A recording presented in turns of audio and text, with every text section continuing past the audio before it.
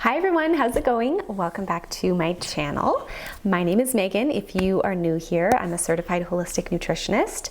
And if you're not new here, then like always, thanks so much for joining me today and hanging out while we talk about periods. I want to share with you today 7 tips for a healthier period.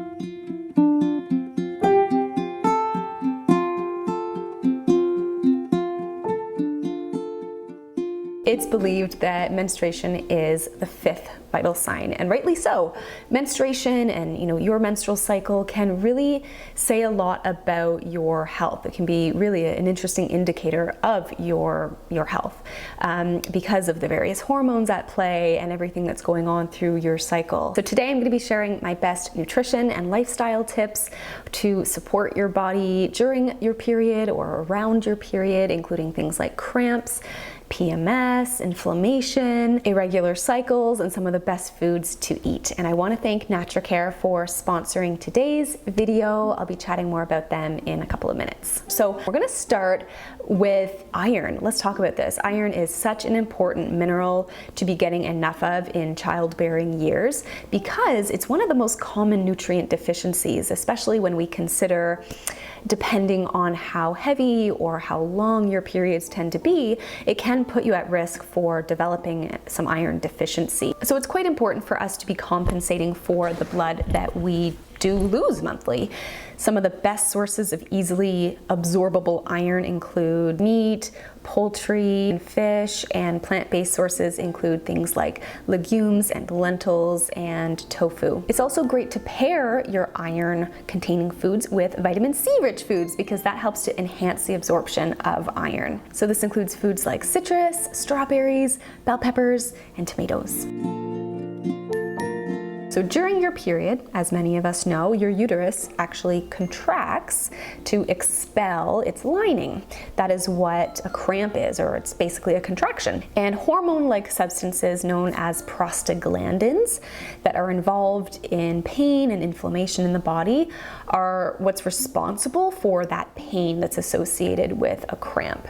And the higher the level of prostaglandins circulating around your body, the more severe your menstrual cramps will be. So here are a couple of things to keep in mind when it comes to cramps. So fatty foods, particularly like greasy, processed, high-fat foods, will increase prostaglandin production, putting an emphasis on anti-inflammatory foods like ginger and cruciferous veggies like cauliflower, and omega-3 fatty acids can be particularly helpful around your period, as well as magnesium. Magnesium is one of my favorite minerals. I just love magnesium so much. It's one of my favorites to take in supplement form. I love the brand Natural Calm, but a wonderful, wonderful mineral for being a muscle relaxant, so really quite good for cramps in that sense, but also can even help with PMS, premenstrual syndrome, okay, when you're having really low mood. Actually, in particular, when paired with B vitamins, specifically vitamin B6, and even calcium can help as well with some of that PMS. So those are some nutrients to keep in mind here as well. Another thing that can be great for cramps and even PMS is exercise. There's definitely some evidence that shows that some gentle exercise like walking can be really good for helping to minimize cramps. Just that kind of movement and the release of endorphins can really help, can also boost your mood as well.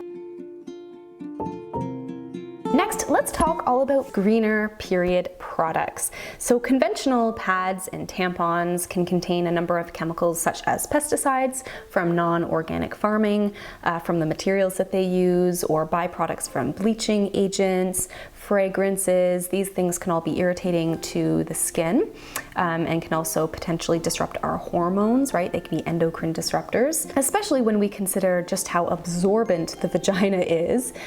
So what we put in and around it definitely does matter. Most conventional pads and tampons are also made with plastics that aren't recyclable or biodegradable, and hundreds of thousands of them are flushed down the toilet or disposed of every single day. My favorite period products to use are reusable silicone menstrual cups. Those are great, eco-friendly, non-toxic non-toxic option, as well as organic biodegradable pads and tampons by NatraCare. I've been using NatraCare's products for so many years now. Their tampons and pads use 100% certified organic cotton and sustainably sourced plant-based materials that are chlorine and fragrance free. And in 1995, they also made all of their products 100% plastic free, making them biodegradable and compostable. They're also the first period brand to join 1% for the Planet, committing 1% of annual turnover to environmental causes. So I like their pads, regular pads with wings. Those are my fave. I also like the tampons that they have with no applicator. That's actually my preference. I find them just easier to use. They also have wipes though that can be used for just helping you feel more fresh when you're on your period. Great for if you're on the go, you can toss them in your purse. Those are great too. So I will leave a link below to NatraCare's website if you want to check out their products and their mission and just learn more about their brand. Next, let's talk about bloating. Progesterone is the hormone that is at its highest leading up to your period, which is one of the biggest contributors to constipation for a lot of people. Something that can be really helpful here is to really just try to focus on upping that fiber intake from, nuts and seeds, legumes, whole grains, lots of veggies can be really, really helpful at reducing some of that constipation and just getting things moving. Also helpful to focus on fruits and veggies that have a much higher water intake so that you're more hydrated. On the flip side, prostaglandins, like we talked about, those hormone-like substances that are involved in pain and inflammation and cramping, can also have kind of an adverse effect on your digestion, leading to loose stool or diarrhea, specifically when you are on your period, like your first or second day of your period. And there are definitely some food triggers that can be at play here for some people, specifically high FODMAP foods, so things like dairy, apples, wheat, and alcohol as well. So instead, really great time to focus on really soothing foods like steamed or boiled veggies like potatoes or steamed zucchini or steamed carrots, or white rice can be a lot more soothing, broths, soups, things like that.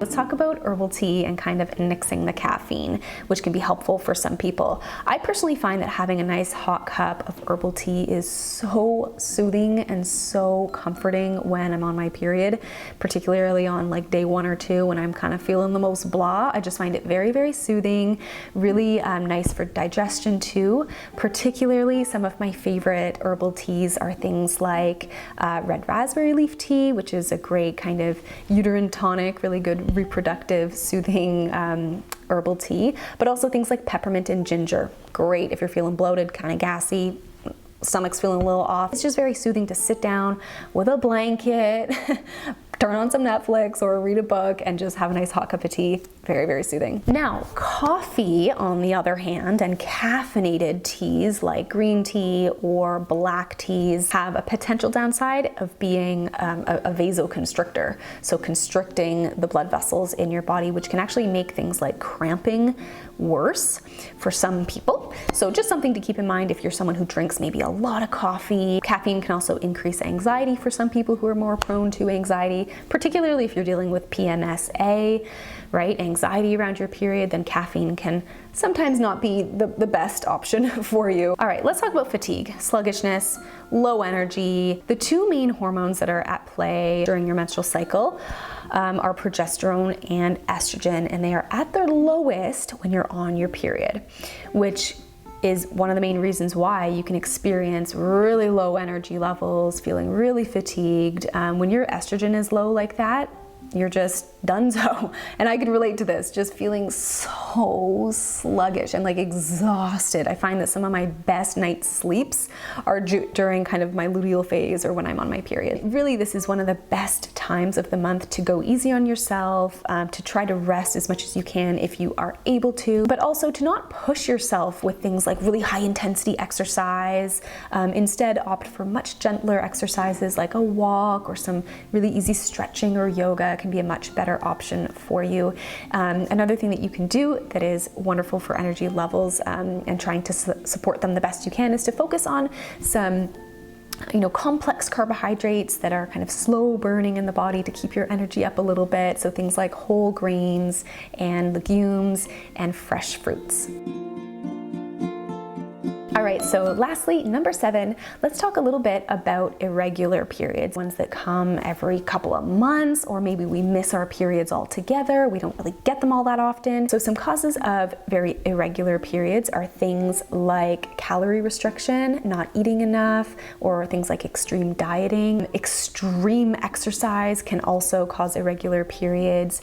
Very, very high stress levels can do this as well as things like thyroid issues and PCOS, or polycystic ovarian syndrome. So what we can do generally to support our menstrual cycles and regulate our menstrual cycles are things like eating enough through the day and keeping our blood sugar balanced by getting enough protein and fat and complex carbohydrates in our diet. Things like omega-3 fatty acids have been shown to be helpful in reducing testosterone levels in those with PCOS, so that can be something to consider as well. Managing our stress levels, right? If we're super stressed out in our life, then finding ways to manage that and bring that stress down can be very, very helpful. Some other things that we can do for supporting hormone health are things like increasing our plant consumption, eating more plants, so things like cruciferous veggies like kale and broccoli and cabbages and flax seeds as well. This is a great type of seed that you can eat. Adding 1 to 2 tablespoons of ground flax seeds into a smoothie or on yogurt or on cereal is a great way to maximize that fiber intake each day, which can really help with reducing excess estrogen in the body if this is going on with you. That can lead to wonky cycles, things like that. But just that fiber consumption is so important. So that is it for today's video. Thank you so much for watching. I hope that you learned a few things on kind of having a much healthier period. If you have any questions for me, leave them below in the comment section, and be sure to check out the description box where I left a link to NaturCare's products. Thanks again to NaturCare for sponsoring today's video, and I will see you all very, very soon. Bye.